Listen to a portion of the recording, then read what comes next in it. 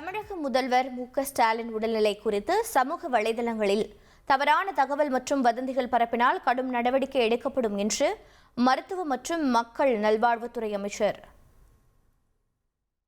நல்வாழ்வுத்துறை சார்பில் தகவலானது வெளியாகியிருக்கிறது.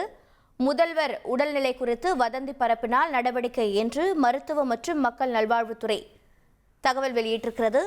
மேலும் விவரங்களை செய்தியாளர் தாயுமானவன் வழங்கிட கேட்கலாம். தாயுமானவன் வணக்கம். இந்த அறிவுறுத்தலுக்கான காரணம் என்ன? மேலும் தகவல்கள் என்னென்ன? தமிழக முதலமைச்சர் மு.க.ஸ்டாலின் சென்னை ஆயிரம் விளக்கில் இருக்கக்கூடிய தனியார் மருத்துவமனையில தொடர்ந்து 3வது நாளாக சிகிச்சை பெற்று வருகிறார். தனியார் மருத்துவமனையின் தரப்புல ஏற்கனவே முதலமைச்சருக்கு வழங்கப்படக்கூடிய அந்த சிகிச்சை குறித்தான மருத்துவ அறிக்கைகள் என்பது வெளியிடப்பட்டிருக்கிறது. அந்த மருத்துவ அறிக்கையில தலை சுற்றல் காரணமாக முதலமைச்சர் மு.க.ஸ்டாலின் சிகிச்சை பெற்று வந்ததாகவும் தொடர்ந்து மருத்துவர்கள் கண்காணிப்புல 3 நாட்கள் சிகிச்சையில இருப்பார் எனவும் தெரிவிக்கப்பட்டுள்ளது. தொடர்ந்து பல்வேறு விதமான பரிசோதனைகள் மேற்கொள்ள இருப்பதன் காரணமாக மருத்துவ கண்காணிப்புல அவர் இருப்பதாக தகவல்கள் வெளியிடப்பட்டிருந்தது. இதற்கிடையே தான் சமூக வலைதளங்கள்ல முதலமைச்சருடைய உடல்நிலை குறித்து தவறான தகவல்கள் மற்றும் வதந்திகள் தொடர்ச்சியாக பரப்பப்பட்டு வருவதாக தகவல்கள் வெளியிடப்பட்டிருக்கின்றன.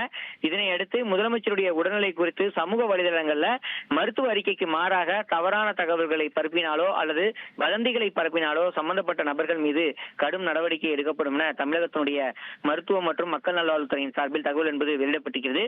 முதலமைச்சருடைய உடல்நிலை குறித்து தொடர்ந்து தனியார் மருத்துவமனை சார்பில் விரிவான விளக்கம் என்பதும் அறிக்கை என்பதும் வழங்கப்படக்கூடிய சூழல்ல அந்த அறிக்கையை தவிர வேற எந்த தகவல்களிலும் உண்மை இல்லை என்ற ஒரு சூழலை மருத்துவமனையின் தரப்புல தகவல் என்பது வெளியிடப்பட்டிருக்கிறது.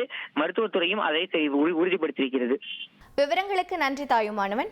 உங்கள் தந்திவன் தொலைக்காட்சியில் காவலன் வியாழந்தோறும் இரவு 8 மணிக்கு காணத் தவறாதீர்கள்.